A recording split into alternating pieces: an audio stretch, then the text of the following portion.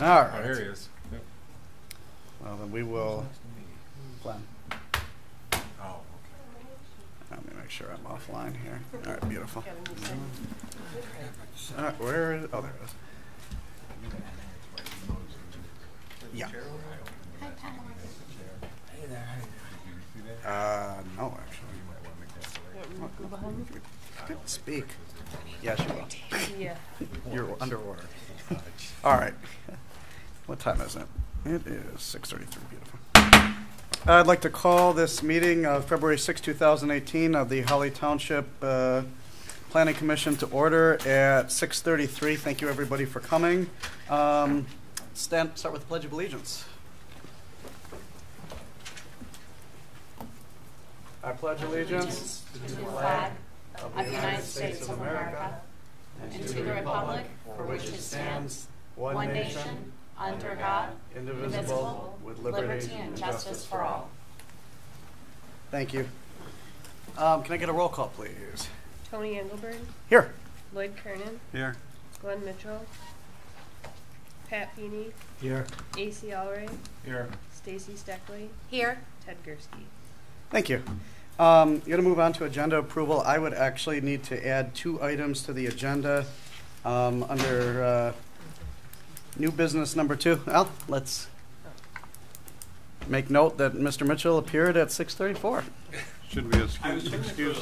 Oh, yes, and we do. Ted? Yeah, can I get a motion to excuse Mr. Gursky? So moved. Supported. Got a motion by Commissioner Kernan, supported by Commissioner Steckley. All those in favor? Aye. Aye. Any opposed? Motion carries. Beautiful. All right, so under agenda approval, under new business, I'd like to add item number 2, invasive species, and under number 3, solar and wind ordinance. Can I get a motion to approve the agenda as amended? So moved. Support? Support. Thank you. We have a motion on the floor by Commissioner Allray, supported by Commissioner Steckley. All those in favor? Aye. Aye. Any opposed? Motion carries. Beautiful. Okay, public comment for items on the agenda only. Limit your comments to 4 minutes. And once recognized by the chair, do we have anybody for public comment? Just wonder if AC can give us a report on Ted Gursky. Haven't talked to him. Okay. So hearing none from public comment, we'll move on to public hearings. We don't have any tonight. So we're going to move on to the approval of the minutes of January 2nd, 2018. Commissioner Allray, I know you had something you wanted to bring up. So Thanks a lot, sir. told you I was going to make you do. Yeah, a couple things. Call to order was not me. It was Commissioner Engelberg. And under members absent, I think we should remove the word chairman, and then also the motion I made was to excuse the absence of Commissioner Gursky and not Chairman Gursky. Okay. That's all on the first page. Anybody else? Page 3, there's about this minor thing, but it talks about Commissioner Kernan questioned the farmstead barns. It has not been put back in the foundation, so that really should just say is ready to put back in the foundation when the foundation is completed. It's just a minor thing in that. But Okay. did notice that. What was that? Can you say About the 3rd paragraph down on page 3, he just talks about the farmstead barn. It says it's already been put back on the foundation. Well, it's still sitting out next to the road. It's not on the foundation. Yeah, the It's a foundation minor was thing, it's just poured. tiny. I think. Yeah, I think we said the foundation had been It poured. hadn't even poured by that time, but it had been Okay. something after that, yeah. Very minor thing that really doesn't make any That's- difference right now. So it's just take off the word back. Right. Yeah. You know what? 100 years from now, when somebody looks at the minutes and they wonder why it's been put on the foundation twice. Yeah, well, So. I know we'll cover that part the next time. Then. So. Anybody else? Going once, going twice?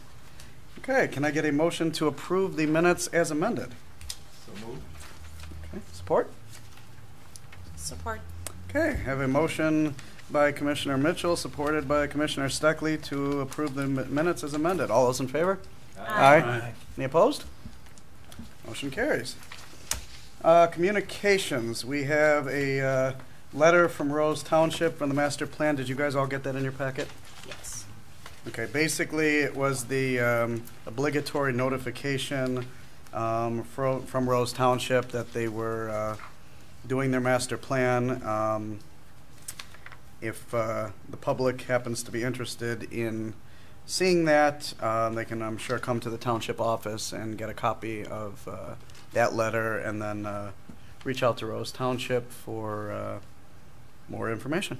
How long? It's on their website as well. Oh, is it? Okay. It did state it in the letter Yep. they sent us. Okay. Pretty detailed, pretty thick document or no?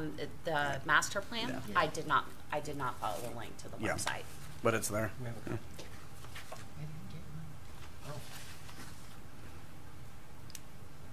So. Any questions about that? Okay, very good. Moving forward. On to old business. Item number 1, the Woodlands Protection Ordinance. Just so we know, as we get into the discussion on this tonight, I did ask Amy, our code enforcement officer, to be here tonight, and thank you, so that she can answer any questions. And actually, if you don't mind, I'd like you to step up. And Amy had a meeting with some folks from West Bloomfield about this. So.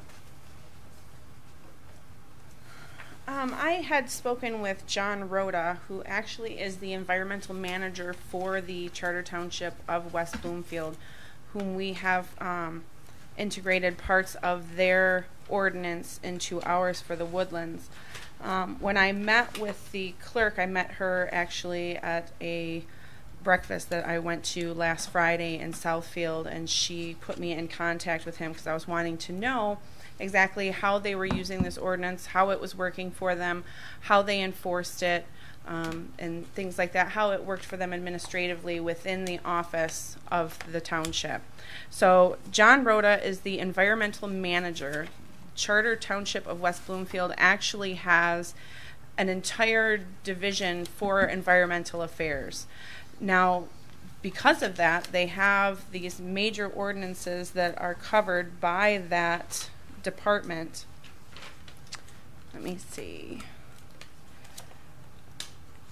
And in order to properly enforce and properly use those ordinances, they also have an environmental commission.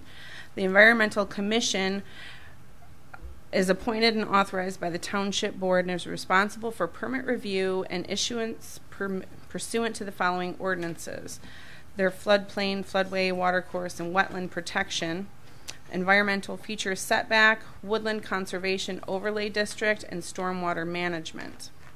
This is an entire commission that is not already affiliated with the township itself.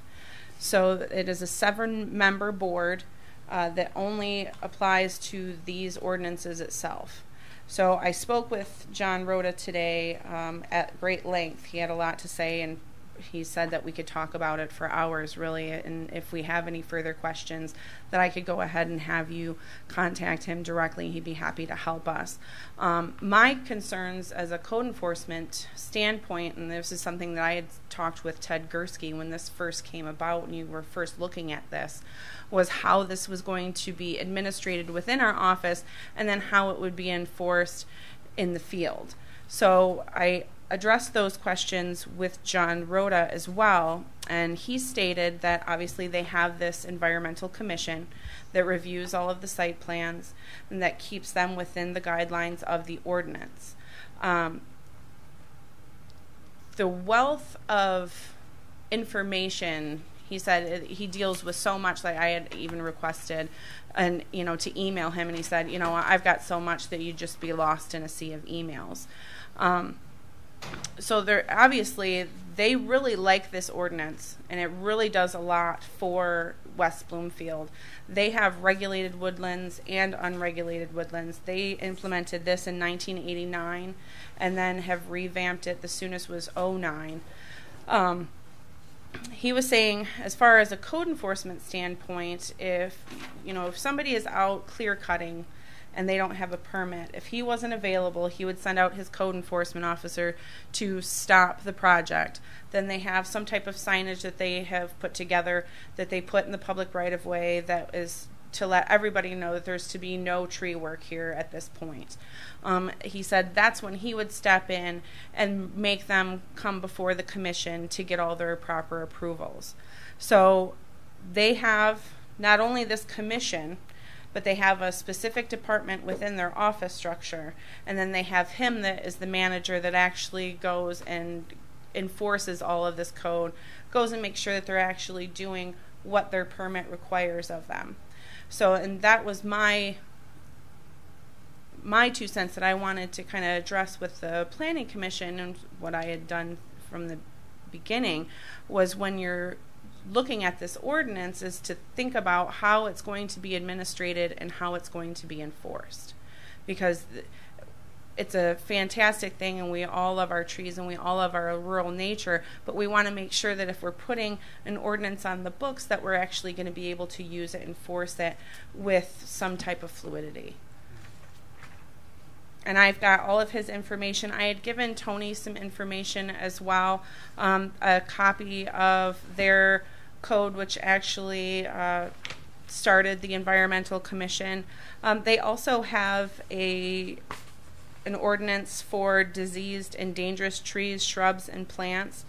He was explaining to me also that even, say a homeowner is wanting to put on a deck or is wanting to do a pole barn or a shed, they have to go ahead and meet these ordinances. Well, they're allowed to ask for a certain percentage to remove. So while we may not want them to remove that, they're wanting to have their open space. But he was saying what they're doing now is they have from the ground up, so where this ordinance comes into play as well. So where it's not just the trees, it's also the shrubs, it's forest perennials, he called them. So what they're doing now is this commission not only is making them adhere to the permit requirements, but actually, stating this is what we want you to put back, which I believe is something that you were discussing as well. So they have a long list of all that. So there's a lot of information available, at least from the Charter Township of West Bloomfield, that might help as far as crafting. I know you guys are far into your debate, but if you have any questions for me, or if you have any questions for John Rhoda, I'd be happy to help you with that. Pat, let's go around the table if you guys can. Well, I think we're quite a bit different than Bloomfield, West Bloomfield. Right, I understand that. I was just there last week at 12 Mile and Orchard Lake, and it's a whole different world there than what we're dealing with here in Holland. Mm-hmm. So I think we need to be careful what we put on the book. Oh, absolutely. So we're not trying to restrict things that really don't need to be restricted. Mm-hmm. Things that we don't need to do. So, and I'm concerned about enforcement. We might this thing. How are we going to enforce it? Mm-hmm. I mean, are we going to be trouncing around people's property, flying over and looking for trees being cut down, or how are we going to do that? Well, and that was one thing that I did ask him, and he said that what they have, and he said it is very old. Of course, they had implemented this in the 1980s. And I did find this notice for one of their public hearings that they had in 2016, is that they have a woodland conservation overlay district. And they also have a map that goes with that. So he says, people come in and they'll look at this map and they'll see, my house is there, these woodlands aren't there. Of course, it was probably, put in after that map that they're still using was crafted. However, I was also wondering if maybe that was something that we wanted to consider. I feel like that's something that we could do with the Oakland County One-Stop Shop. The ArcGIS system also has a lot of mapping system that would be able to help us with that, to where you could actually find out outside of your state land where your contiguous woodlands are and what you really want to focus on protecting. Thanks. Stacey? I think that a commission is a great deal of cost. Mhm. I think that's something that may not be necessary for Mhm. us. As Lloyd had mentioned, we're quite different than West Bloomfield. And also, we're not looking to in turn have the public incur additional costs as well when it's not necessary. Mhm. So, thank you for the information. What? Skip to me. No, we'll come back this way. Did they give an idea of what they were charging for the permits and what people were actually incurring on the other end? They did not, and I believe that they had tied it into their site plan review. So it was something that I didn't really address with him today when I was speaking with him. I did print off a copy of the permit application for Tony that may be on there. But my thought going with that was then, you know, for an arborist and whatnot, as far as, you know, identification of the trees and the shrubs and the perennials of as to the percentages and what you would want to keep. And they are really tight to where they want you to keep nothing, you know, they don't want you to remove anything smaller than like a 3-inch tree, I believe that he was talking about today. So I understand that we're not going to be that restrictive. But again, my concern is just wanting to make sure that we have an understanding of enforcement and administration.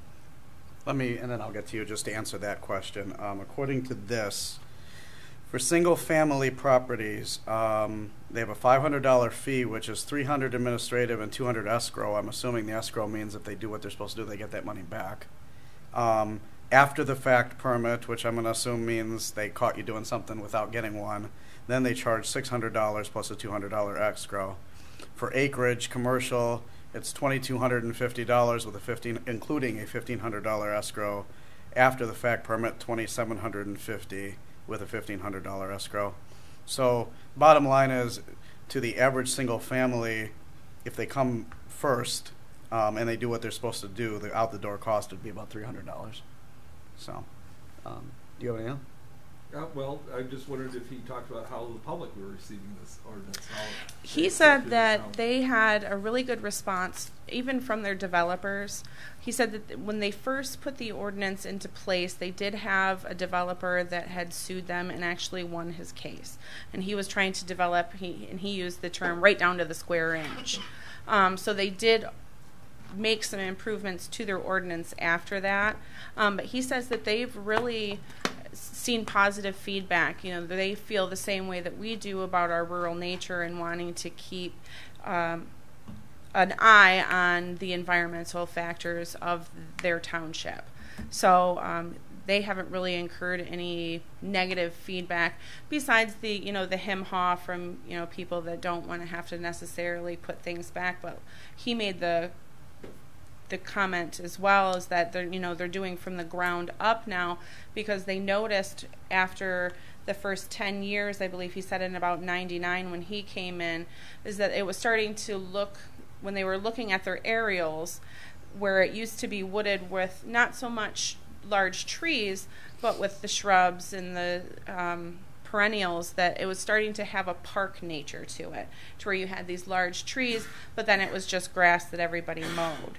So that was a factor he said that we may want to consider as well, as to So basically not necessarily encouraging just trees, but other types of right, yeah. So when you're encouraging the putback, think about not just trees, but shrubs and perennials and whatnot. That's it. Okay. I see. No. The only question I had, and I'm not sure, hopefully maybe you can answer this, the planning commission there, are they like us in nature as far as most of what we do is dealing with ordinances and that sort of things, whereas the village planning commission deals more with site plan reviews? That's not a question that I asked. Okay.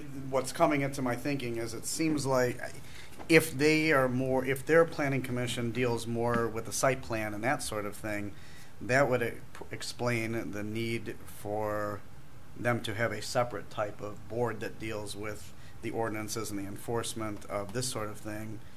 Whereas for us, I think it kind of would land in our purview. I think we would probably need to get some training. And there's certainly plenty of it out there, but that was been my other question. Do you know what kind of training their board? Well, their environmental commission is completely separate from their planning commission, and Right. it states in here that they are to have no affiliation or be prior employed by the township. And I know that they get a per meeting fee. I know that there is a citizen at large.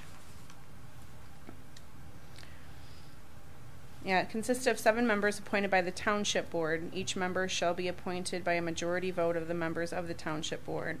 There is 1 alternate member to serve in the absence. Yeah, and there was another, when I was looking on the website today, it did go through and list everyone. And there was a citizen at large, I believe, that they have on there as well. All right. Anything else for Amy? Thank you. Don't go too far. We might still have more questions. Mike, what would you like to say today? What would I like to say? I think that when you look at the revised ordinance, a lot of the enforcement issues have been taken care of because we're now just focusing on the setback area. So, originally we're looking at the entire site, but by removing it to just the setbacks, these are not areas where people are allowed to build in to begin with, but we still provide opportunities for septic, well, driveways, accessory buildings, that if those are going in that area for whatever reason, you can remove trees without an issue. So the question is, how does a homeowner do the permit? Well, Amy mentioned, right, Oakland County has a strong GIS system. You can go on there, call up your property for free, and get the aerial photo with the property lines. You can use that to identify where your setbacks are. If you want to remove trees in there, that's when the permit would be required, right? Nothing prevents you from removing trees from your property. You can do that. If the trees are of a certain size and a certain type, then they have to be replaced somewhere on site. But if they're under 8 inches, they can be removed. Right? If they're dead and diseased, they can be removed. If they're one on the list of undesirable trees, they can be removed. How do you determine an undesirable tree? Right? MSU Extension has a lot of good information, free field guides that provide descriptions, pictures of all these types of trees. So I think from the homeowner standpoint, it's, especially if it's in conjunction with another permit, you're not looking at a tremendous amount of effort, nor are you, from an enforcement standpoint, I think the majority of the trees that are going to be removed are going to be outside of the setback area. And again, right, not requiring permits for those. But, if they need to be removed, they need to be removed. And, we would allow that. The question was, well, what if someone doesn't agree with the determination? Right? Well, they can come in front of a planning commission as the first step, as, the appeal process. The typical cost for planning commission, right, involves public hearings and cost of meeting. Well, this would be a waiver, right? So those costs associated with that wouldn't necessarily have to be included as part of the fees. And what would be the steps if they didn't agree with the decision the planning commission made? Well, then they could go with the zoning board. But I think that the revised ordinance tries to take a reasonable approach, and I really don't think that someone's going to have to go through that process to even come to the planning commission, let alone appeal that to the zoning board. So I think that with the revisions that we've made, we've addressed a lot of the concerns. But I think we're at a point now where we need to decide, make that decision, right, and get this moving in one direction or another. it seems that through discussions that there has been a consensus that the ordinance seems appropriate for residential developments outside of single-family lots, commercial developments, and industrial developments. So, you know, I would hate to hold that part of the ordinance up, you know, while we discuss more about residential. But I think that's kind of the discussion you need to have tonight. And we discussed doing another public hearing because the ordinance has significantly changed, and move forward with that. Mr. Mitchell, we'll start with you. Any questions, comments? You're back to me again. Well, Okay. we started on that end last time. So. I still find this completely unnecessary for our township. I find it intrusive. I think it's going to be expensive for people. I think it's overly pretty much unenforceable. I think it's going to take time for people that is really unnecessary. And I think several things are quite subjective. When I went through it, there's several things where you use words that what was acceptable or what was this or what was. There's several things that, you know, to me just don't make a lot of sense for us to put this kind of ominous kind of restrictions on our township. I know you're exempting a lot of people in this, but there still is going to cover a lot of people, and I really just don't think it's necessary. And just going through it, I still don't understand why we really need this. What West Bloomfield, we talked about, is a whole different thing. I don't know. I doubt they have very much vacant land to develop in the first place. I could understand them wanting to keep trees in some of those because, like they said, the developer come in and wanted to do everything they could. But isn't that part of the planning process? And when they get building permits and that, they have to go through a process, and that's where they deal with landscaping. To me, that's part of the whole thing here. I love trees as much as anybody else, but you know, when I go through the list of undesirable trees, I plant a catalpa tree that's listed as undesirable. So I have a hard time with that being on the list, even though I could see some people would think it's undesirable. Willows or weeping willows are not undesirable for a lot of people, although they are for other people. So you're just subjecting even what trees you can plant. You're telling them exactly what size they can plant. They have to be certain size. They have to be staked.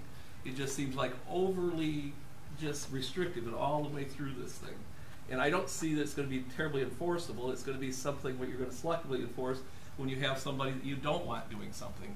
And it's only going to be when somebody complains about it that really is going to go very far with it. So I still have major problems with this ordinance, and I don't like it. So that's probably enough for me to talk about for a minute. You see? Just looking at what we've been doing for the last several years, particularly working on a master plan, we have been trying to take a proactive approach, being prepared for the future, and I think that's where this ordinance came into play. So I stand ready to be proactive in ordinances that can protect the future of our lands here in the township. I don't think it's overbearing. I think it's something that's necessary. And I think it's good that we've gone through this and made the changes, so just being proactive. Thank you. I would agree that I believe that this is essential, and in the effort of being proactive for the future of Holly Township. I like the ordinance the way it reads now. I believe that I do agree that we definitely shouldn't be selective in our enforcement. That enforcement should be across the board for everyone. I believe that it is enforceable with the way that it's written, and I think we should go forward with a public hearing. What? Well, as you probably all remember, I agree with Glenn. I don't think this is necessary. I think it's overstepping our bounds. I think Holly Township looks very nice today, and it's looked that way for a long time. Long time. There's farm fields, there's woods, there's different things, there's creeks, there's water, and those things are still there. And they've been there for, you know, a very long time. I don't think we need to get involved in that.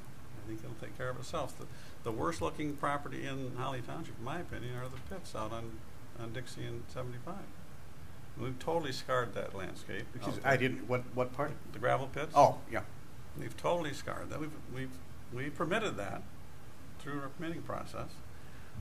That's not what we're talking about here. We're talking about people cutting a few trees because they want to cut a tree. They own the tree. They may have planted that tree 30 years ago, but they decided they don't want it anymore.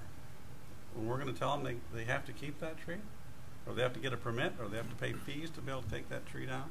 I don't think we need to do it. I really don't.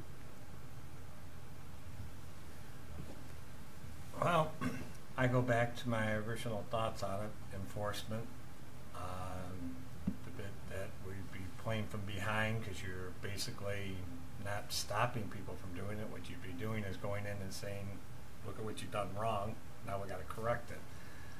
Portion I do like about this, and I don't know if it could be put in site planning by itself, or if it would have to be in an ordinance like this, but I do like the idea with the commercial and the major residential development, because that's my bigger concern, you know, and that's what I see in the future. I don't see individuals making a big change in Holly on their own.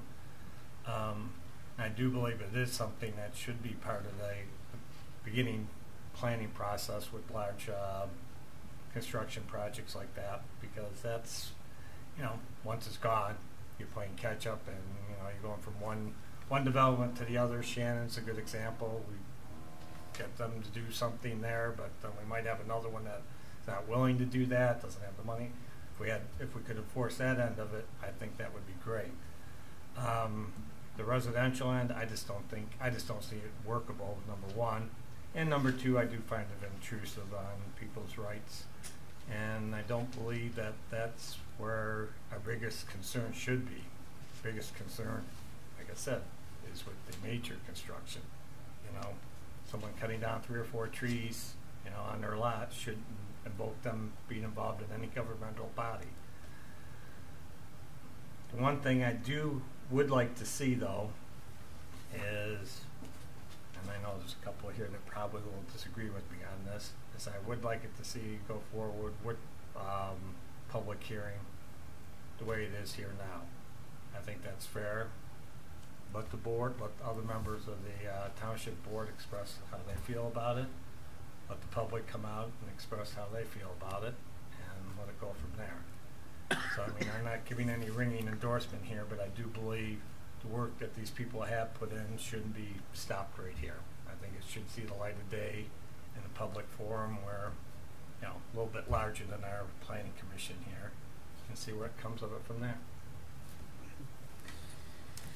Well, I will repeat a little bit of what I said last meeting, in that I am in favor of tree protection. I am in favor of the ordinance as it's written, because I believe that setbacks when it comes to property lines, along roadways, along bodies of water, those are crucial areas that need to be protected. If you allow unfettered clear cutting along a roadway, especially a dirt road, which the township is getting ready to put a lot of money into repairing, that can alter the dynamic of the wind erosion, of water runoff, and all kinds of other things along those roadways.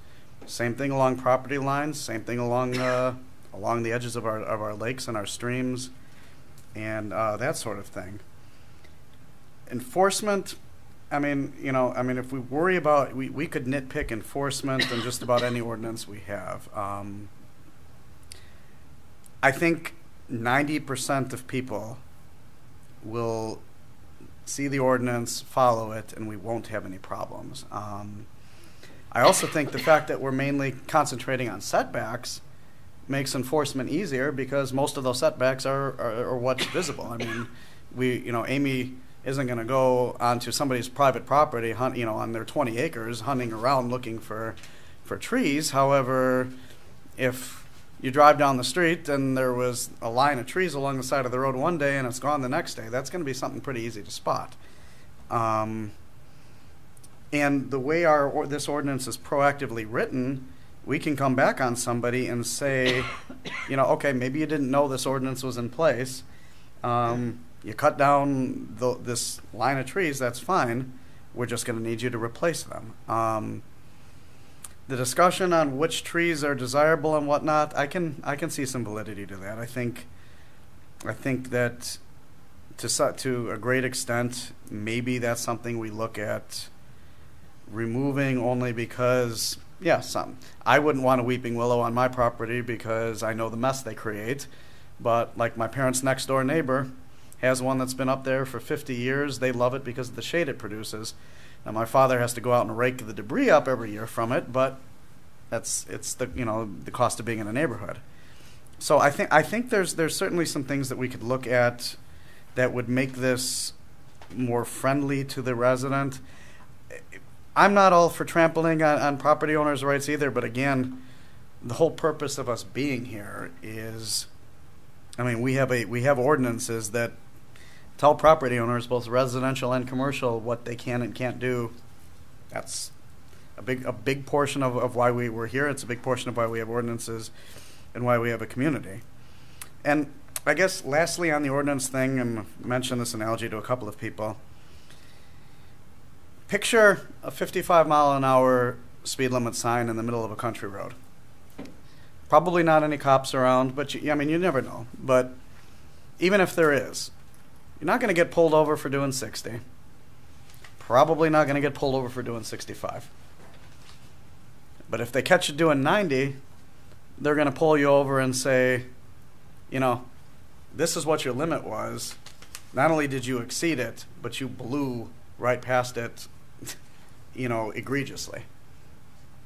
So cutting down 3 or 4 trees and along a setback, if they and it's, there's some subjective arguments that could be made as to what's considered a nuisance tree and all that. And again, there's certainly some things we can clean up. But if we focus on the intent and we focus on not selective, but practical enforcement, I think the bones of this are good. I think we've got to look. Holly Township looks beautiful right now. I don't disagree. I said last meeting, I think, when Supervisor Cullis, myself, and Mike went out along some of the back roads, that I would not dare take my car down because Hondas don't do well on some of them. I was looking around in amazement at just how beautiful this township really is.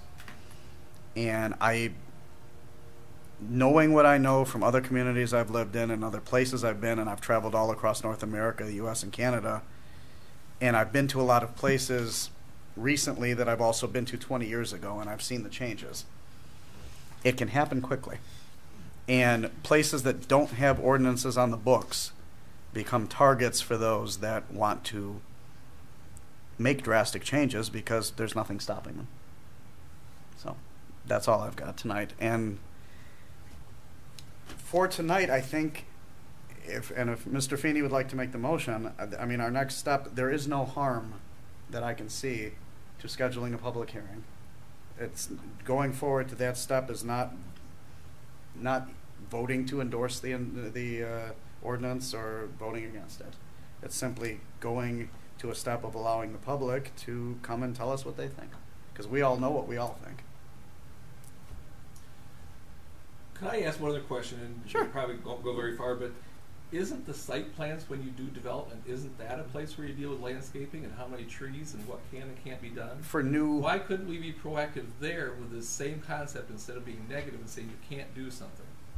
That's what I was looking at more at is, and I'm not against, I like the trees, I'm not against that part of it. I just think this is way more than we need, but we could do some of the same thing as being an encouragement when they do develop a site. Because when we talked about that commercial site on, I can't remember the big building they built there in Dixie Highway. Shannon, yeah.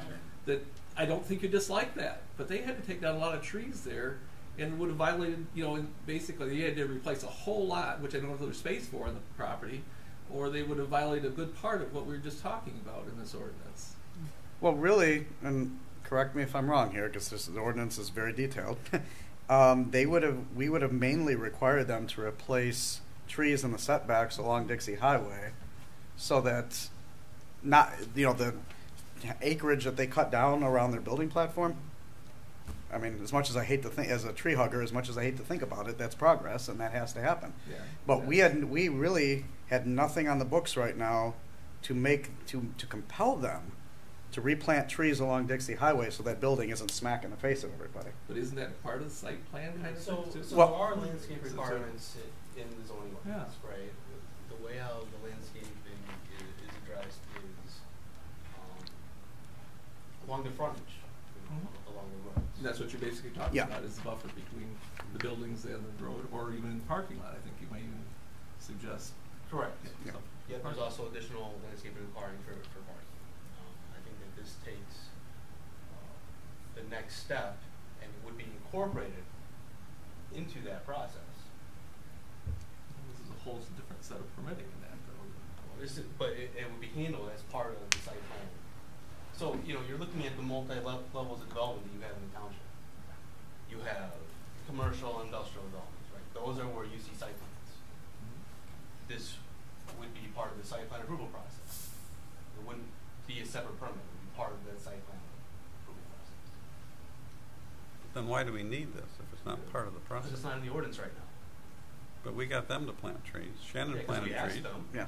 But Well, we it's a made case them, by right? case, No. isn't it, No. Mike? That wasn't Can't part of make them. So a limited amount of trees were required by the zoning ordinance. Right. A Right. limited amount. Well, They put in above and beyond what the ordinance required because they were being good neighbors. So let's increase the amount in you there. cannot rely on the generosity of developers. That is how you end up with just clear-cutted property. Like, if it is not in the ordinance, they will not do it in general. When you're looking at the site plans and when you're talking about the shrubbery and trees and all that, the vast majority of that is site by site. You negotiating with them, saying this is what we'd like to see, back and forth. I mean, we have nothing, and what I think Tony's trying to say, we have nothing that says you must. Now it's kind of like, well, this is what we'd like to see you do. Process might speed up if you're a little cooperative, back and forth. And that's how you can get in trouble. If we tell Well, Shannon they've got to plant 200 trees, and the next guy. I mean, I just wanted to clarify Yeah. that that's, know, really well, what. But I just thought when there'd be a when I better mentioned- way of encouragement at that point than saying, no, you can't, with what we're No, doing here. there you go. And No. again, this is not saying you can't. It's not though. You Between have costs and permits, it's pretty restrictive. you can remove trees. Nothing is in this is preventing anyone from removing trees. There's time involved. If I want to go cut the trees, then now I got to spend probably $2 or $3 Yeah, and several $100s at the least. Well, for a single family homeowner, I wouldn't necessarily agree with that. You accepted them. And I out. certainly wouldn't, You know. support a $300 permit fee either. Yeah. That's unnecessary. Yeah, that was again. That was Well, just you know, West Bloomfield's. Can I just Yeah. kind of bring this around to the fact that I think we all kind of stated our positions, Yeah, and exactly. we're kind of there, and I just want to get kind of back to the point that I think my personal feeling is that I really haven't been swayed a great deal. I'll readily admit that right now, but I also know these people on this community have worked hard on this, and I think it's time to see what the public has to say on our final. We're going to say this is pretty much our deal right here, Is that a motion? and that's what I was just going to say. Well, let me cut myself off here, blowing a lot of hot air here, and just make the motion that we set a public hearing date For I'll support. okay. for the Woodlands Act. For what is the date of our next meeting? March 6. 6th, I think. Yes. So I have a motion by Commissioner Feeney, who. It was both AC and I, but AC can. All right, we'll give. So we have a motion by Commissioner Feeney to set a public hearing for the Woodlands Protection Ordinance for March 6th, supported by Commissioner Alray. Any further discussion?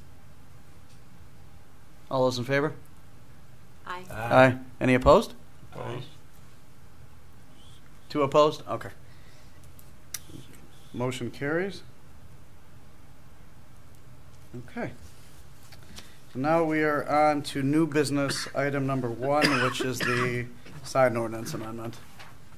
Mike? So signs, right? We were asked to review the sign ordinance and identify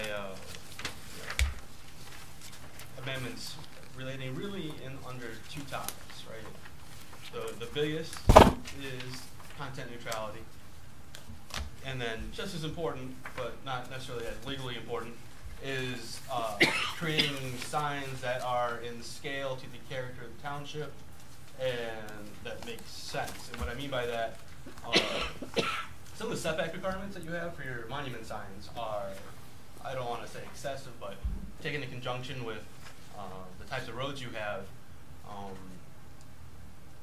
the visual aspect of them by requiring the be 25 feet off the property line as opposed to where you'll see them, you know, so you have some legal non-conforming signs that are like at the property line, but from a visual standpoint, makes sense.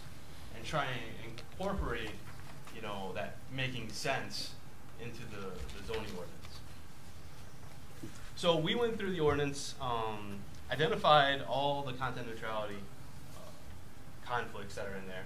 And again, right, this is an issue that was brought down from the Supreme Court about 3 or 4 years ago now, saying that you can't really regulate, under very limited situations, can you regulate what a sign says, which causes a lot of problems for everyone all over the country. Because if you look at how sign ordinances were written, they were written based on what the signs said. So, having separate regulations for political signs, or for sale signs, or gas station signs, or movie theaters, you can't regulate like that anymore. So we tried to follow some best practices. You have a lot of information that Karen gave you guys, and we actually wrote some of that when this first started coming out, on ways to handle this. And so we have a chart in here that we're going to go over that addresses the main concerns that most communities have. We also looked at what surrounding communities do for signs, and I've been in town, I don't know how many times, but it seems like it always snows the day before. And I want to take some pictures of the existing monument signs that are not in compliance with the ordinance, but should be, right? So you can actually have a visual representation about what it is we want to talk about. So I think at the next meeting, we'll be able to talk a little bit more about the signs in general character for the township, but I think what we need to focus on tonight is get your preference on how to handle some of these temporary signs. And to do that, we have this chart in here that's wonderfully not numbered, which I apologize for you. But it says sign type, and then it has the residential zoning districts at the top. And then there's 3 columns. And this talks about the signs that are allowed in your residential zoning. And so, you know, it talks about monument signs. Right? You know, we have this minimum setback of 30 feet from the lot line. Again, a lot of this is just for reference, for discussion purposes. I think we're going to end up recommending changing that. So permanent free, we're also going to have some new definitions. So you'll see some things that are highlighted on here that are not currently in the sign ordinance, but will need to be defined. So freestanding directional signs, again, right, that's for, you know, your neighborhood developments so that people know where to go. Permanent wall signs. Now, there will be situations where you allow non-residential uses in a residential zoning district, right, like churches or schools. And so it's important to be able to address that wall signage. Permanent wall signs on individual homes. You know, we recommend a maximum of 2 square feet, right, so that you can put like your name on there, or you know, if you have a home business of some sort, something that's overpowering. Talking about projecting and banner signs, and these are types of temporary signs. The ones that we really need to talk about are flags, and we have in parentheses here, on-premise commercial. So really, there's 2 types of flags that we are proposing under the ordinance. You have general flags, right? So American flag, state of Michigan, something representing Holly, POW, etc. Non-commercial sign, flags. No regulations on those, right?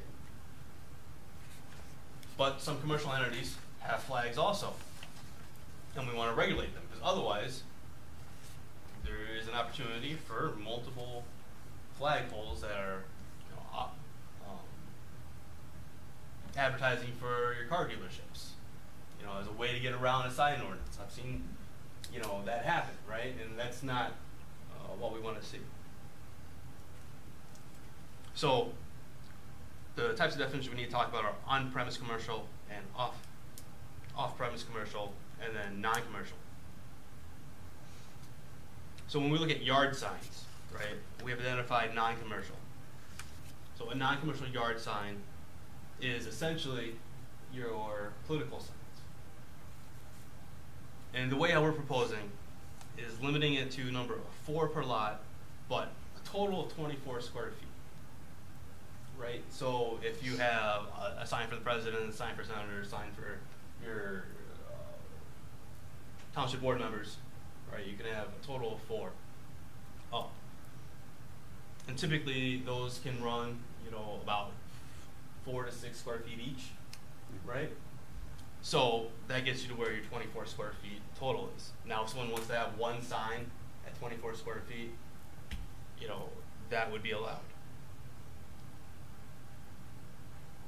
So do you have any thoughts on treating, what have traditionally been political signs in that manner?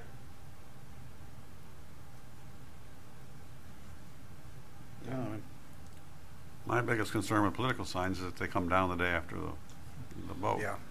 Right, and so we no longer really have that hammer, right? Because you're regulating essentially the content of the sign, right? Because you're going to be saying that your political sign has to come down because it's no longer valid. Well, it's considered non-commercial free speech, right? Mm-hmm.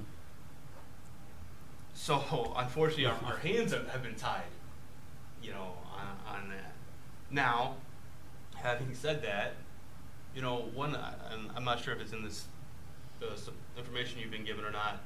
One of the concepts is what is the level of risk that you're willing to accept, right? And creating the ordinance, because if you were to even take the 100% zero, an ordinance that has zero risk, right?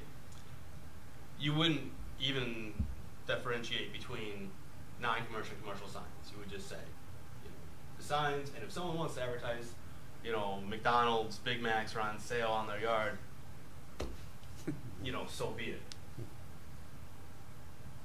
Majority of communities have decided to take, a little bit of risk in identifying, this non-commercial versus commercial speech. I think that's, appropriate. It gets back to maintaining the character of the township, and if you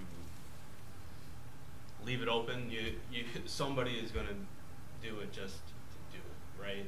Have there been any direct Supreme Court rulings on ordinances saying that political signs have to be down after a certain time after the election? So there's nothing that the Supreme Court regarding that. What about, I drive by it and flip it off every day because of who's on it, but people who take their political signs and attach them either to their house with tape or whatnot, so they can't be considered a permanent sign, but we haven't, if somebody wants to have 20 political signs taped all over the front of their house, are we should we? Free speech. Well, that's. Well, I think that is, so the intent would be, how would you classify that? I think that would fall under what could be something, a banner sign, where it wouldn't be permitted. And so you are regulating the type of sign, not the message of the sign. Sure. So if you say that there, these types of signs above 2 square feet are not allowed on a single-family residential home, then that would be allowed. But you can't say, you can have 24 square foot sign advertising your business on your house and then saying, well, you can't advertise being a supporter of a political party. Sure.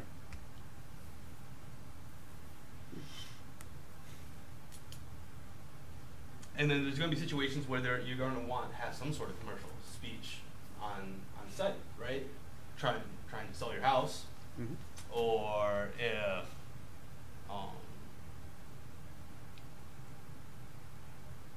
you get your windows done and they want to put a sign out there for a couple days while that's going on.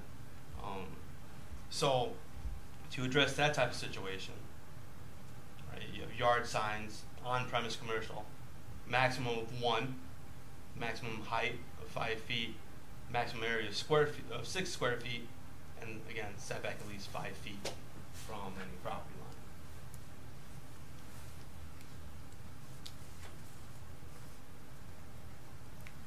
So when you're saying what you're kind of looking for some guidance on when we're going through some of this is, are we willing to take a risk to come up with an ordinance to cover that might not necessarily, someone could stick it to us somewhere down the line, or but we're increasing our risk of some litigation, in other words. There is some. So this, we worked with a number of attorneys throughout the state to create a model sign ordinance.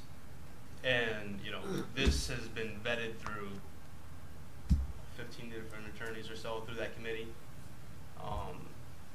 So from a legal standpoint, I feel comfortable in saying that this will survive any scrutiny. But it's different than what you guys have now, right? And so if there's a level of comfort with this, then I think we're good moving forward. But if there is anything that you want to see significantly changed, now it's time to sort of have that discussion. So as we move forward through the ordinance, we don't have to backtrack.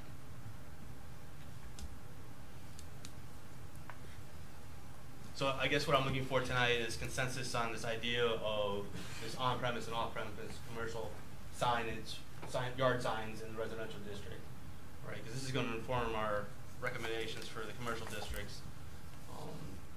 So if this seems like a good direction to be heading in, if we can just get a consensus on that, then next month we will have a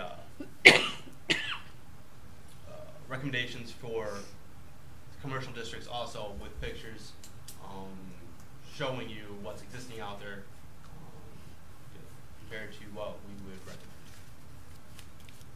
It would have helped us if we knew that was what your proposal was. We had so much material that I did not concentrate on this because I wasn't even sure what this really was. So we haven't had as much time to look at it as I intended, because I spent a long time reading what we did have and showed was wrong. So just a question to make sure that I'm understanding it correctly. As an example, you have flags on premises commercial. And so what that's saying to me, so like Zott Ford, they could not have a Zott Ford flag. Well, it would be limited. It would be regulated. Okay.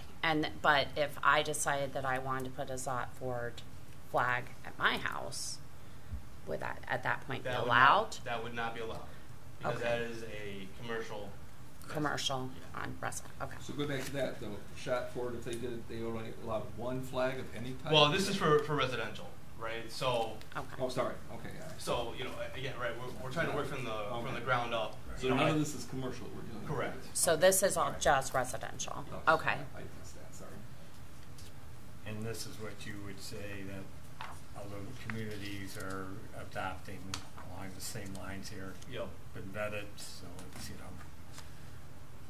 So you want authorization to? Just sort of consensus, right? So you don't need a motion, just nods of heads if we're going in the right direction here. Again, I didn't concentrate on this because I know we were dealing with the permanent freestanding directional signs. That's where you have arrows that say go this way, that way. So you're saying really by not permitted, they're really not necessary in these smaller developments, the single family, which you wouldn't think it would be for that. But you wouldn't. Triplex, quadruplex, that still wouldn't. There wouldn't be enough people going in and out of a.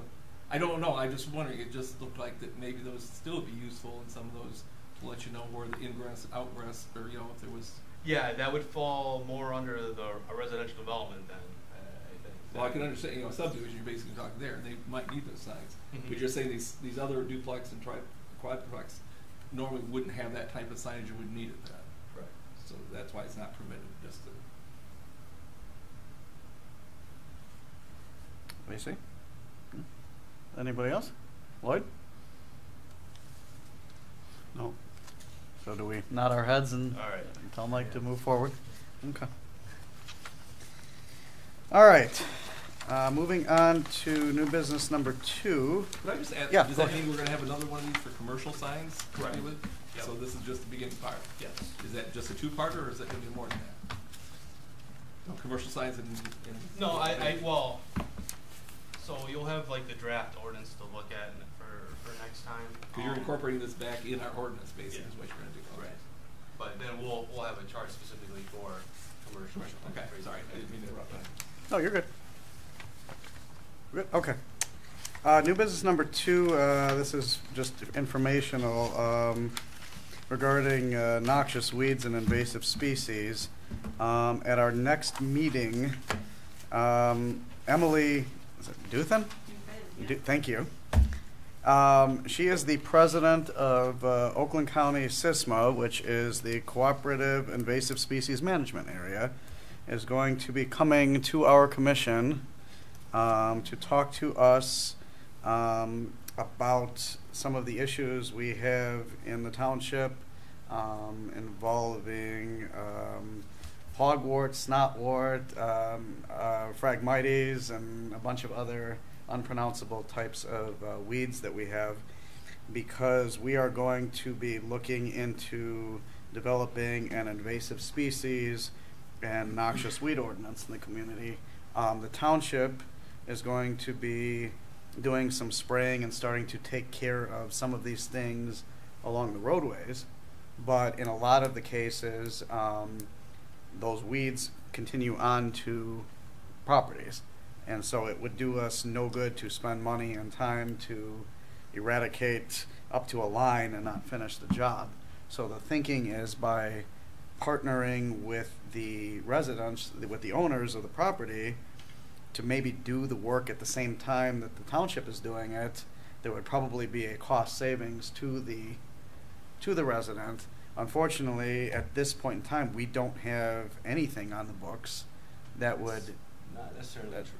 Okay, speak in. So, and George might want to jump in here too, but we started working on developing an ordinance, and part of it was looking at the existing township ordinance. Now, there is nothing in the zoning ordinance, but in the general code of ordinances, there is an invasive species ordinance. Okay. And other communities are using that ordinance as a way to address the issues with phragmites and the warts of various countries. I have been in contact with SISMA, and a lot. That's how, again, right? That's a lot how the other communities are doing it. Some communities have developed specific ordinances related directly to, the phragmites. I think I made a recommendation for changing like one small section of the ordinance to give a little bit more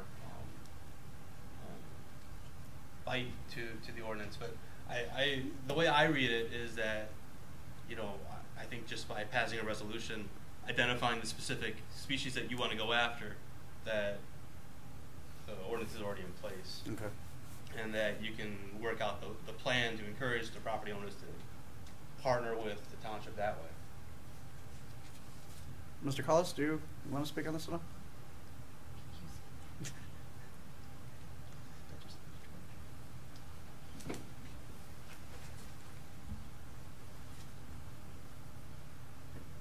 Yes, thank you. The reason I'm having her come out and talk to your planning commission and come out and talk to the township board, they will be doing that at the township meeting in a couple of weeks, is because I think we need to educate the community on the safety aspect of some of these things like the phragmites. I'm also looking at creating an ordinance that will allow us to partner with property owners in the community in regards to eradicating this problem, because as you said, once you get up to a property line, phragmites, as an example, spreads 30 feet a year. That's 30 feet radius from all sides. and we're going to spray every year to get it away from the road, and it's just going to come back. It takes 3 years to eradicate it as it is, if you're spraying an entire growth. So that's one of the concerns. The other thing is I don't think people are aware of the safety issue. And when she's here, she will talk to you about the fact that on some of the private property and easement areas under power lines and with utility companies, she mentioned when she was in my office the name of one, but in the ordinance, it will address specifically that. And these companies have said when the ordinance says that, we will come in and treat it ourselves at our cost. And that's one of the things. I know Lake Orion has done this already. There's some other townships in Oakland County that have adopted this ordinance 151, they call it. And I just felt that if we were going to go down that road and look at adopting something, that we all needed to understand much more about what we're after. I've actually toured the township with the gals from SISMA. We've seen the Phragmites. There's a huge growth off of Kurtz Road. And when I say huge, it covers acres underneath the main power lines that come into our community. We've also been out on Eddy Lake Road on the extreme west side of the township, and Japanese knotweed, I think, is there's a growth of that out there. And if you actually go up to it and you look at it close and you take a sampling of it and you look at it, this stuff is very flammable from a standpoint of its porous. It grows like bamboo. You can stick your thumb in the center of it. It's hollow. And these things grow 6-8 feet tall. The Phragmites, I think, Glenn, you'll say they're good 10 feet tall. Oh, well, more than that in some cases. I think 15 or so. They're tall. Yeah. So we've got quite a lot in the township. A lot of people aren't aware of it. We're getting complaints on Laring and Fagan Road that you can't even see around the corner anymore. I know that when you drive down North Holly Road, they had grown so tall and were leaning over that they actually cleaned the passenger side of your car when you went by. But the bigger concern that I had as the township supervisor as we look at this process is the safety factor. And I thought before we adopt this, we really need to educate ourselves. So they will be at the township board. I encourage any of the public to come and see the video that she's got and ask questions and understand what it is before we actually adopt an ordinance that does that. So what is actually the ordinance trying to do? Obviously, we're not wanting the people to plant those items. Is this going to encourage them to join with the ones doing the control, or giving some kind of special permission to the ones doing control? Or? Well, it's two things. First of all, it's going to make it mandatory that people with private property have to deal with these weeds to get rid of them.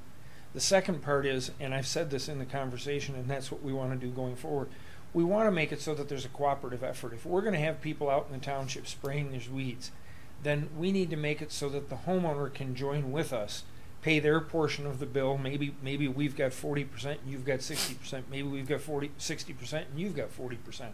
But we want to look at it that way, and we want to make it so that it can be done under one roof, because it's not going to make any sense, as she said, for my guy to go out here and spray along the road on the imaginary line of where the road easement ends.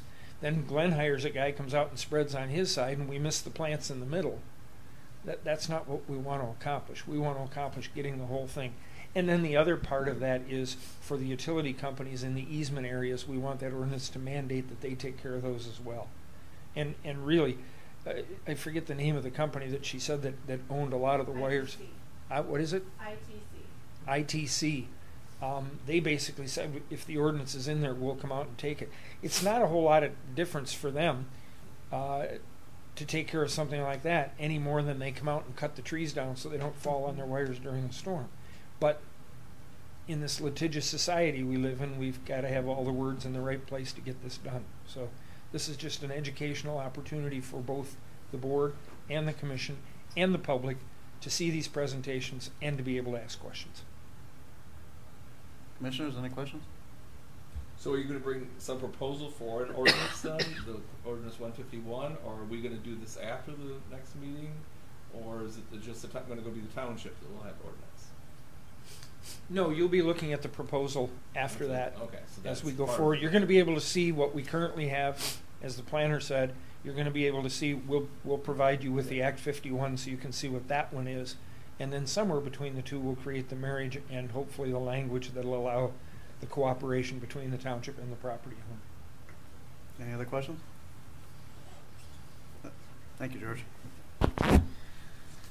All right, item number 3 on new business. Brought this up because I've been hearing in other communities surrounding us, White Lake, Highland, and I think even in Brandon, after some more research that I've done this afternoon, there seems to be a growing interest in solar and to a lesser extent wind, but a little bit of wind, but mainly solar farming to go on in our area.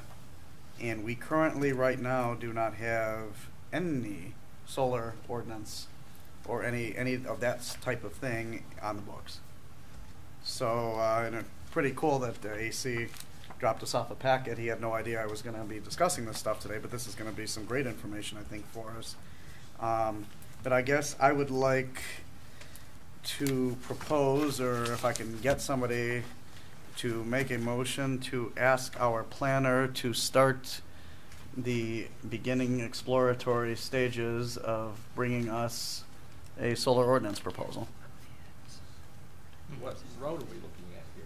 Regulating the placement in the town? Well, yeah, right now, like I said, right now we have nothing. Yeah. So that's, But don't we need to give them some idea which way we want to go, other than just starting an ordinance? well, typically what Mike does is he's got, because he's done them, I'm assuming, in plenty of other communities. So typically what he does is homogenize something. How about I jump in here? I was going to say, let's Right? ask where we're All right, going with this. so the process first is making a proposal to Township Board for them to accept, right? If they were to accept it, the way I see it is that it would be about 3 meetings with the Planning Commission to first year goals and objectives, right? Because there are different types of solar energy facilities that you need to consider, whether it's what traditionally is called solar farms, right? The large scale that your power company's doing, and you have your, for lack of a better word, medium scale, where you are producing more than you need on site to sell off, right? Then you have personal use, and personal use for where the excess, but the goal is not, the percentage that you're selling back isn't the same as, 150% as opposed to, less than that. So, to discuss different types of systems, figure out which ones you want to allow, or if you want to allow all of them, and set up some of the criteria so that we can get a draft for you at the second meeting. And then we can review that draft, and then move to the public hearing. And there may be an extra meeting in there if revisions are necessary. But I think the goal is to get a lot of it knocked out during that very first meeting. When we can define the different types of systems and get your preference on how to handle them and go from there. I think the keys for a good ordinance has decommission plan, right? Takes environmental considerations into as part of it. One of the keys, you don't want to allow them to just strip the land and not have any ground covering. Because again, right, you expect soil erosion issues and whatnot. And I don't necessarily think there's any FAA issues with you guys here, but in some communities there are. So from a solar perspective, those are the types of things that we would talk about.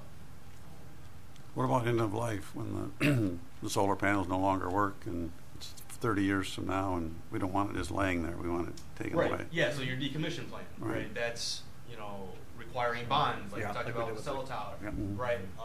Having that plan up front and how it's going to, maintain contacts for, these systems.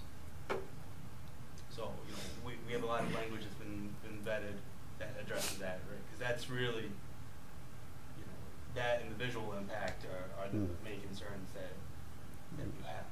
So most communities are actually accepting them with certain criteria. Yes. Mm-hmm. Yeah. And in all areas, or is it specific areas in there? Well, so how they regulate them differs by the zoning district. You have your two types of uses, permitted use and special land use. Special land use gets public hearing from the Planning Commission. So your larger scale, right, are treated as special land use. Residential, on-site, can't see from anyone, permitted use.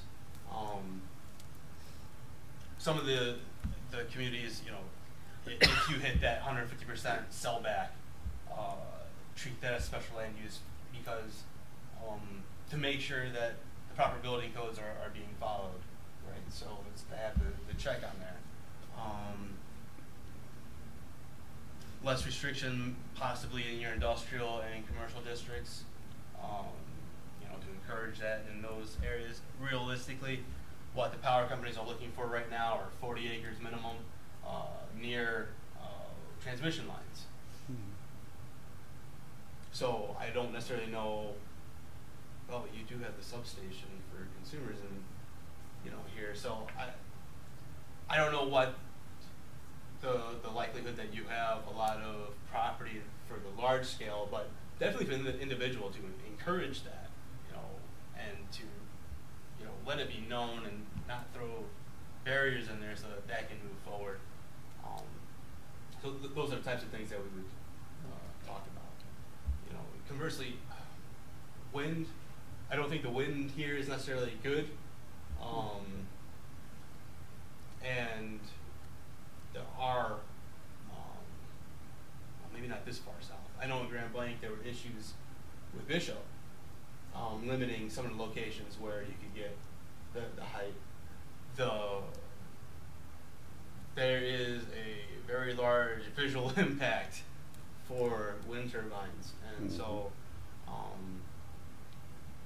lot of communities have, you know, minimum setback distances that are based on fall zones of 1.5 times the height, you know, from other residential structures and themselves, and so that helps limit the amount that of property that would be available for them. You know, up until recently, my experience with them had always been, you know, 1 or 2 at a time. And I was up in Ubley, and it looked like the whole village was about to just take off. It was everywhere, and you could tell, you know, they used to have well, they still have the generally rolling hills, but now there's a wind turbine on top of every one of them. You probably have to clear a lot of trees too, wouldn't you? So again, right, we would talk about what your goals and objectives would be for that. Again, having a strong decommission plan incorporated with it, requiring bonds, you know, consider different setbacks. So that's all what we would talk about during that first meeting. Again, right, review the draft ordinance, make revisions for public hearing. I think we got that. You know, once we get past the first meeting on those, the rest should be. Did you say the first step was for you to present a proposal to the township board Yes. as far as the cost of developing? But we have to make a motion to request that of the township board. So I will make a motion to request that you make that proposal to the township board for research and due diligence of solar energy ordinance. And wind. And wind. A motion on the floor. Do we have any support? Sure. Okay. So we have a motion on the floor by Commissioner Steckley, supported by Commissioner Mitchell, to request that a proposal to explore wind and solar ordinances be submitted to the Township Board of Trustees. Do we need a roll call on this since we're kind of asking for money, or can we do? Okay. All those in favor? Aye. Aye. Any opposed? Motion carries. So what would happen if somebody wanted to build one of these tomorrow? Well, They can do that? Get it done. No. Still have special I don't know. land use. How about that? No. I don't. In our ordinance, it says any use other than residential has to be approved. Yeah, so I think if someone were to do like personal use, we would figure a way, you know, to discuss it. Mhm. I would say that there, you know, large scale usage. I don't know. You don't have anyone knocking on the door right now, right? So No. that's good. Yeah. But they are in neighboring communities. I mean, there's been a couple pop up in White Lake and Sure. yeah. I mean, So this Wind or solar? solar. Yeah. solar, you know, with all the power companies are stating that they're going to be X amount, you know, renewable by 2020, 2025, 2030. No. They need places to put the systems, right? Right. So it seems like communities are more receptive to solar than wind. Mhm. You know, and a lot of it again is the visual impact. You know, it's more localized and Yeah. you know, like I said, you know, I thought Ugly was just going to pick up and Yeah. fly away. It's all right. That's just important. Moving on to reports, we'll start with Trustee Feeney. Nothing. Nothing? I would say just make sure to review your email. Shannon Distributions is having an open house. I believe good. it's March 18th. I may be off on my dates, but Okay. we received an email today inviting us to that. So, I'll have to get my email working again. so Mr. Mitchell? Nothing I know of. No? Okay. AC? Nothing. Wow. You guys are going to leave me to do a bunch of talking. Great. Okay. Question, where are we with the cell tower ordinance? Well, That's something I we're- can make a proposal for that too. You know, I think the thought process was after signs, we would see what's next on the list, possibly with cell tower being it. Okay. So would you like us to motion to authorize, try to see if we can do that tonight, or do you think we're go one at a time? Well, maybe that's a question more for Pat. and gas for Karen money, to ask see for it what- all at once. And would you want to see all the proposals at once for these? Well, how, ordinances, or- Yeah, I think, the cell tower was that, I didn't think there was a great deal on that one. That was just updating and bringing some Yeah, so, you online. know- There wasn't anything real in depth. I mean, I don't see what would be a problem with it. no, you know, yeah, so we like- should just get them to the Yeah, just board. get- Was that a motion, Pat? I'll make a motion then that we. I will support. Okay, so we have a motion by Trustee Feeney, supported by Trustee Steckley to request funding to update our cell tower ordinances. I'm a commissioner, not trustee. Oh, yes, Trustee Steckley, sorry about that. All those in favor? Aye. Aye. Any opposed? Beautiful, thank you. A couple of other things. I had a opportunity to attend the Michigan Township Association's Oakland County chapter. I think I got that right. Quarterly meeting. I went with George, Amy, and Karen. Packed house. Met a lot of great people.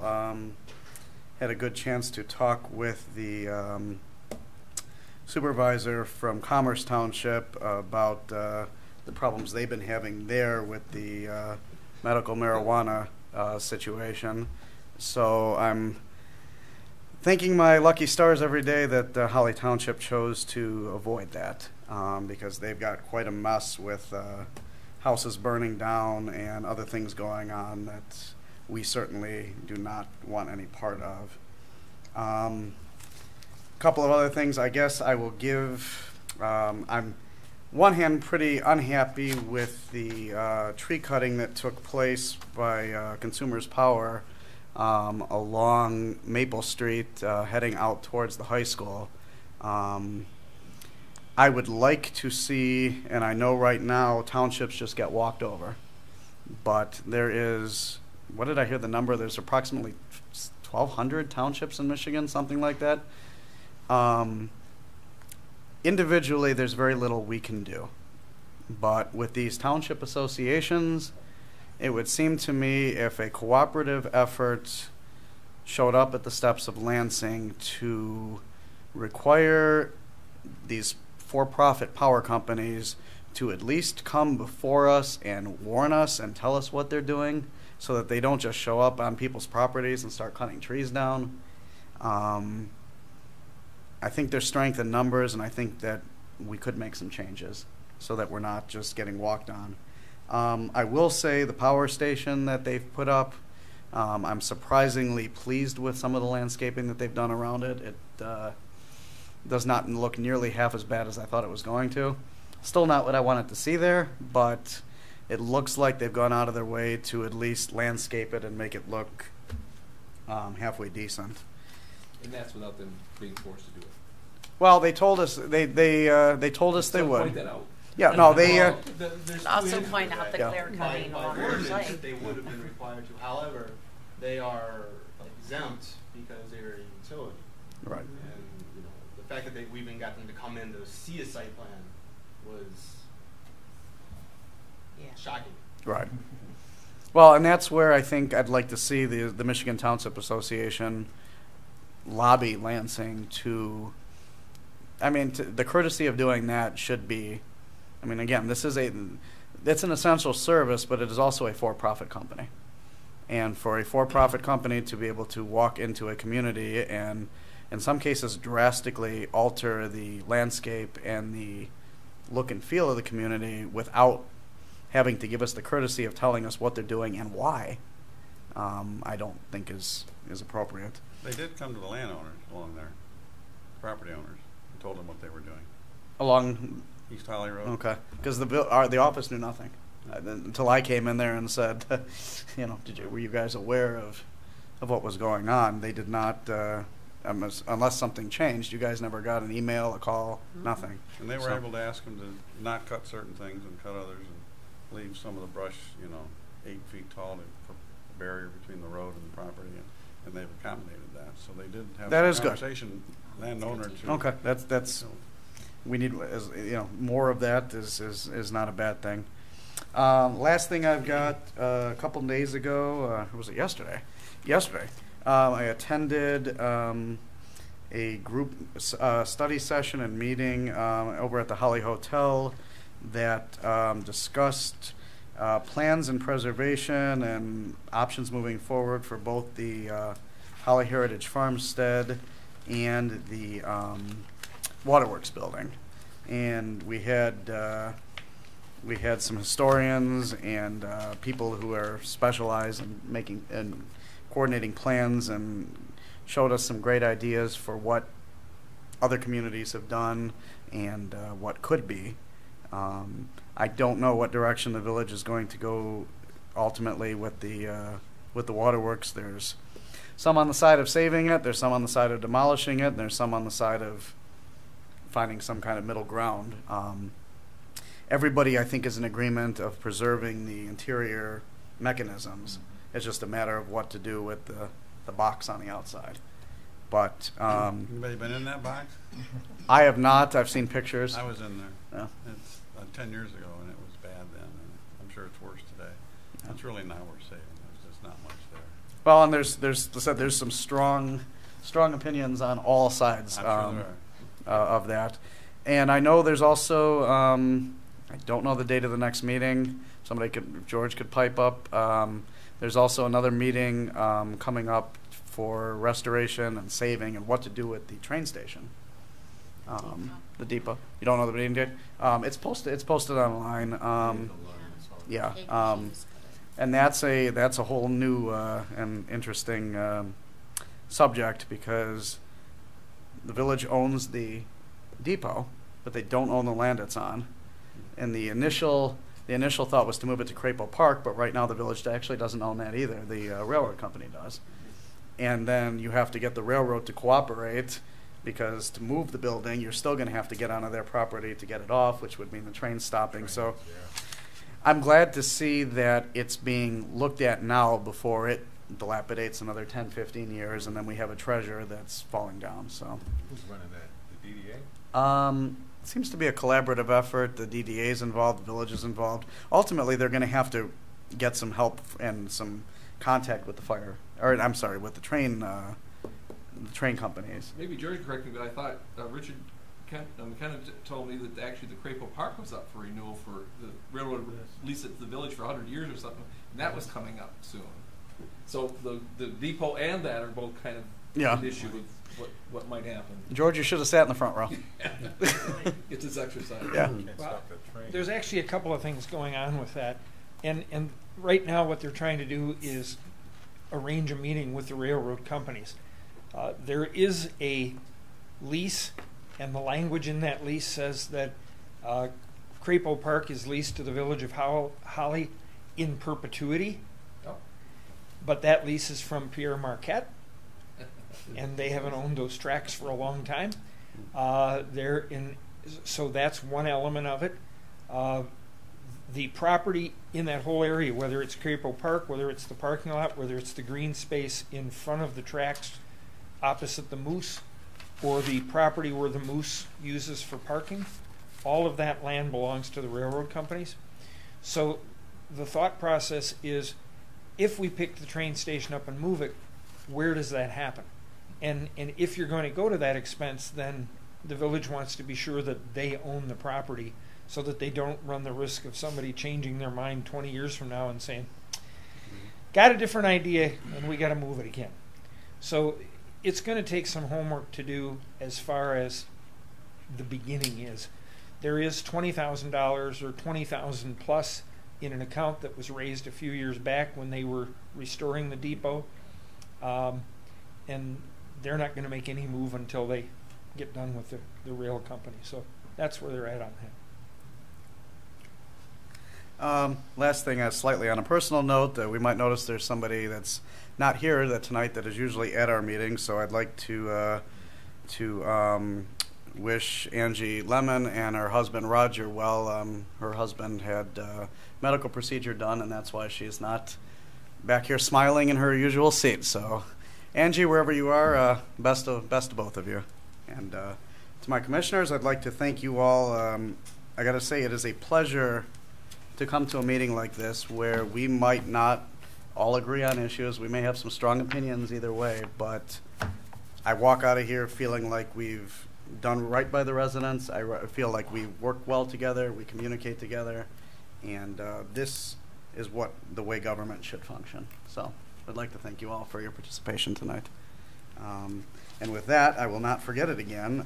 We will move on to the second public comment. And would anybody like to speak? Mr. Smith?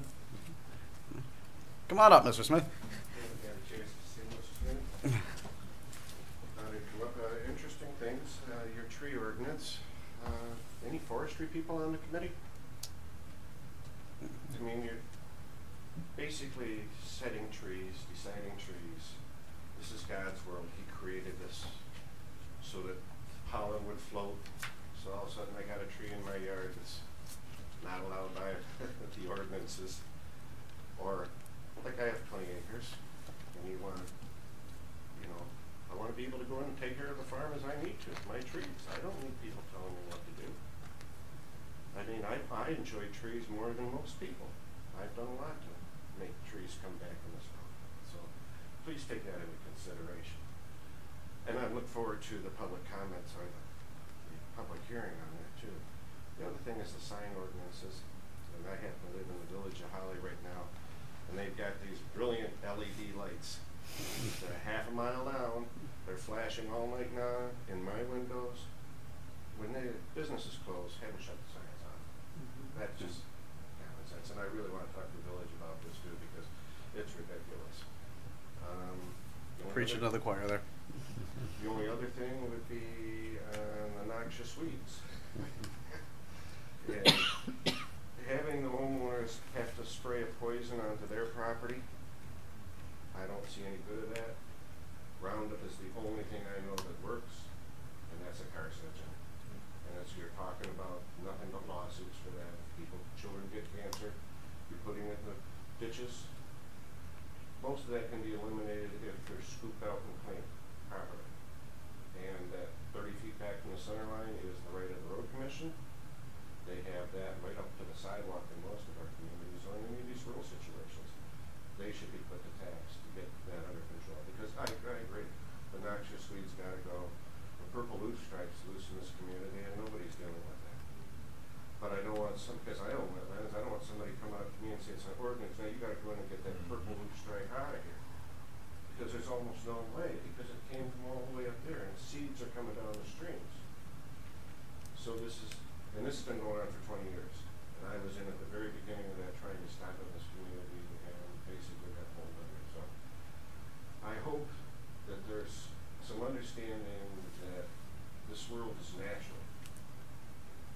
sounds to me like everybody's trying to take the place of God and limit it with blinders on so they only see what they want to see. Unfortunately, we are all individuals, all created by God, all created equal. And we should all have fairness in that all the way through. And I like the way the committee worked tonight. The Planning Commission is the first one I've been through in a while. And I look forward to coming to more. Thank you very much. Thank you, Mr. Smith. Thank you. Sir, I don't know your name, but if you have... No, I do not. Okay. All right. Well, if there is nothing else, we will adjourn at 8:07.